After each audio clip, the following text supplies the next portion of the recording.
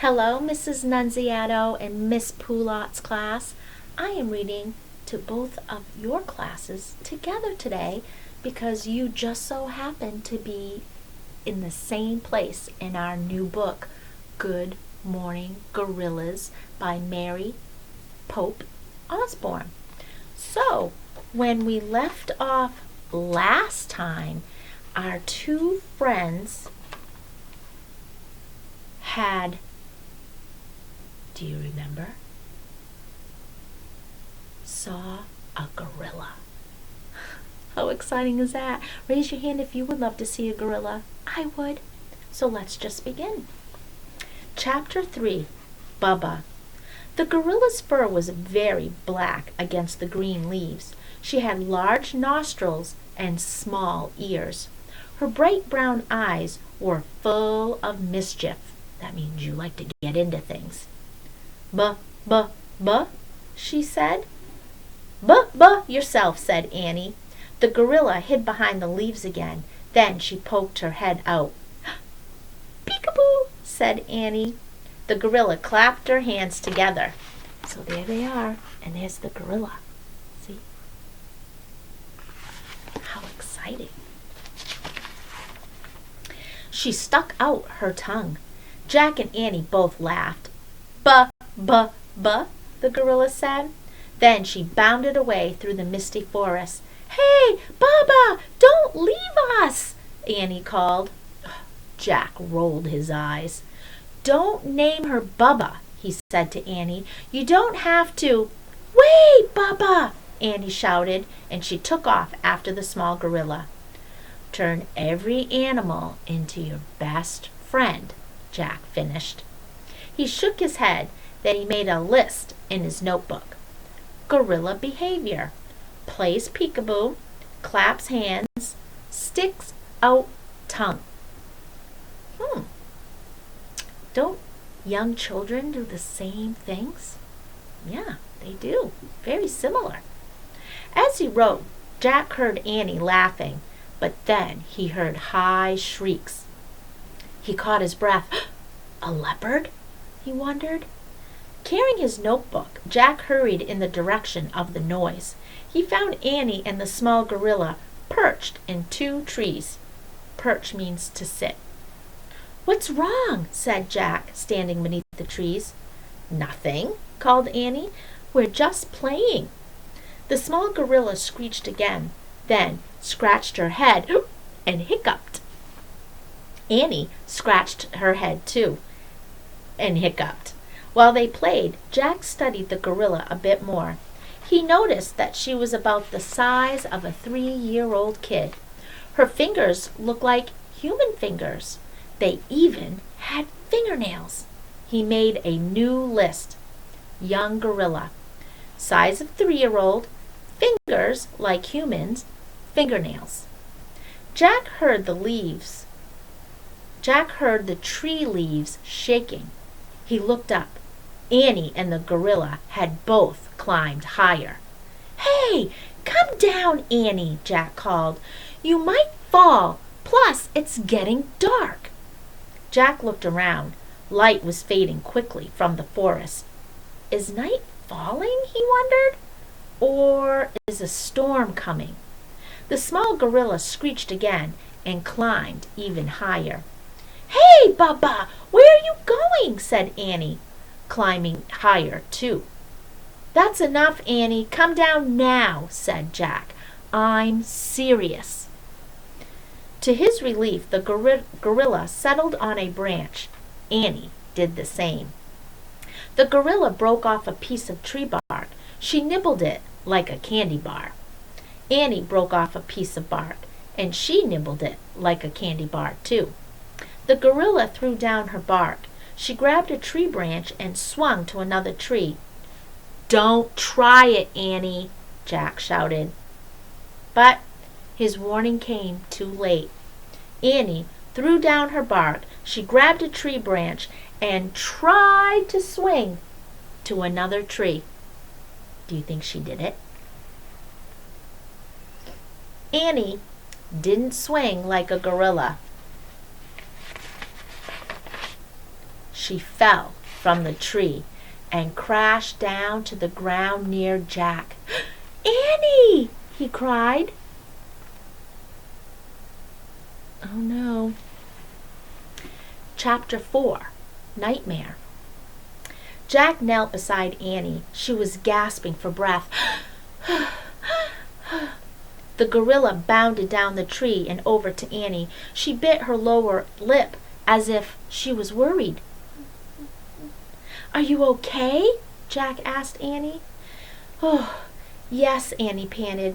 "Just, got the breath knocked out of me." "Wiggle your arms and your legs," said Jack.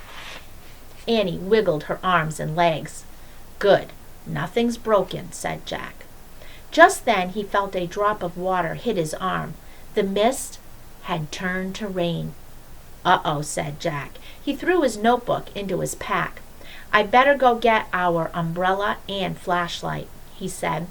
"I left them under the tree that looked like a chair." "I'll come too," said Annie. She started to sit up. No. Catch your breath," said Jack. "Well, it's not far. I'll be right back." He took off his jacket and draped it over her. "This'll help you stay dry," he said. He pulled on his pack and he stood up. The gorilla screeched. "Stay with Annie," said Jack. Then he dashed back through the cloud forest. He looked for the fat tree with the wide limbs padded with moss. As he peered through the growing darkness, Jack saw many fat trees. He saw many limbs with padded moss. Soon he could hardly see trees at all. He realized that both a storm and night had come to the forest. Forget the umbrella and flashlight, he thought. It was more important to get back to Annie before it got too dark. They could wait together for daylight. As Jack started back to Annie, he could hardly see. He didn't know which way to go. "Annie! Bubba!" he called. He felt silly shouting Bubba, but he didn't know what else to call the small gorilla. Jack put out his hands, and he moved slowly through the dark, rainy forest. He kept calling for Annie and Bubba. He listened for them, but he couldn't hear anything above the loud patter of rain. "Oh!" he shouted. He had run into something that felt like, a ball of spider webs. As he jumped back, he slipped and fell in the mud. He crawled over to a tree and huddled between two of its giant roots. "I'll just wait here until morning," he thought. "Then I'll find Annie, or she'll find me." As rain dripped all around him, Jack wondered if leopards came out at night. He quickly pushed that thought away. He tried to think about morning and finding Annie and going home. He was really ready to go home. Why did Morgan even send us to the cloud forest, he wondered. He tried to remember the secret rhyme. "To find a special magic," he whispered, but he couldn't remember the rest. He felt tired and miserable. He took his backpack off and rested his head on it. He closed his eyes. "To find a special magic," he mumbled. He couldn't find the magic. He couldn't even find the words to finish the rhyme. Worst of all, he couldn't find Annie. Their fun adventure in the cloud forest had turned into a nightmare. What do you think? Do you think that Jack's going to find Annie? I think he will, but he might have to wait until morning maybe. Let's find out. Chapter 5, Silverback. Jack felt something tugging on his sleeve. He opened his eyes. Bubba, the small gorilla, was staring at him in the dawn light. That means early morning. Jack stood up. His arms and legs felt stiff and achy. His wet clothes stuck to his skin. He looked around the cloud forest. Misty sunlight shined through the tree branches. "Where's Annie?" he asked the small gorilla. Bubba waved her arms. Then she bounded off between the trees. Jack pulled on his pack and followed. As the small gorilla led him through the cloud forest, he heard her head bobbed above the leafy plants. Finally, she stopped before a row of shrubs. Shrubs are bushes. Jack took a few steps forward and peered over the shrubs. "Oh, man," he whispered. What do you think he sees? Large, dark figures were sleeping in an open, grassy area. Gorillas. There were at least 10 of them. Some slept on their backs. Some slept on their bellies. The gorillas were all sizes. The smallest was a baby sleeping in its mother's arms. The biggest was a giant with black and silver fur. Jack pulled the book out of his pack. He found a chapter on gorillas and read, "Mountain gorillas live together in families. The leader of the family is a large male called a silverback." Male is another word for boy or man. "Because he has silver fur on his back and shoulders. Gorillas do not hunt other animals. They mainly eat the plant growth of the forest. They are known to be shy and gentle giants." "Shy and gentle giants," Jack repeated. Well, that sounded good. He peered over the shrubs again. Bubba waved at him. She was standing at the far edge of the clearing. She pointed to something in the tall grass. Annie was fast asleep in the grass. Jack didn't know what to do. If he called her name, the gorillas would wake up. He had only one choice. He had to sneak over to her. Jack put his book in his pack. He pushed past the shrubs and stepped into the clearing. His heart was pounding. He thought of the words from the book, "Shy and gentle giants." As he started towards Annie, he heard a grunt. The giant gorilla with silver fur opened his eyes. When the gorilla saw Jack, he sat up. Jack stopped in his tracks. The gorilla just glared. This giant did not seem shy or gentle at all.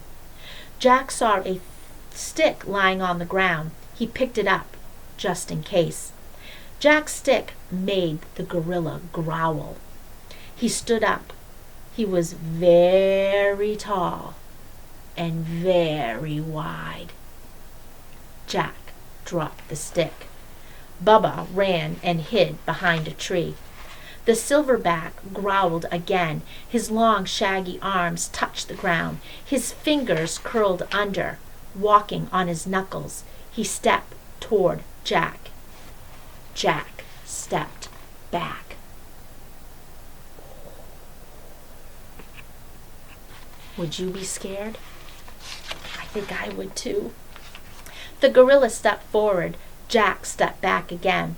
The gorilla kept stepping forward. Jack kept stepping back until he had stepped out of the clearing. But the silverback kept coming. Jack stumbled back through the brush until he came to a thick wall of plants. The gorilla kept coming. Jack couldn't move back any more.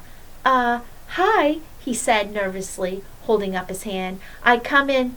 Before Jack could say peace, the giant gorilla went crazy. He hooted and leaped to his feet. Jack crouched down in panic. The gorilla kept hooting. He grabbed a tree limb and he shook it wildly, and he ripped the leaves from the branches. He gnashed his teeth. He cupped his hands and he beat his chest. Argh! The gorilla dropped on all fours. He charged back and forth past Jack. Then he threw himself on his belly. He began bashing the ground with his palms. He bashed and he bashed. Jack scrambled on his hands and knees over to the trees. He hid he hid behind the trunk, hanging his head, or hugging his head like this. He waited for the maniac gorilla to find him and tear him to pieces. And that's where we will leave off for today, on a cliffhanger. Ah! Until next time, boys and girls.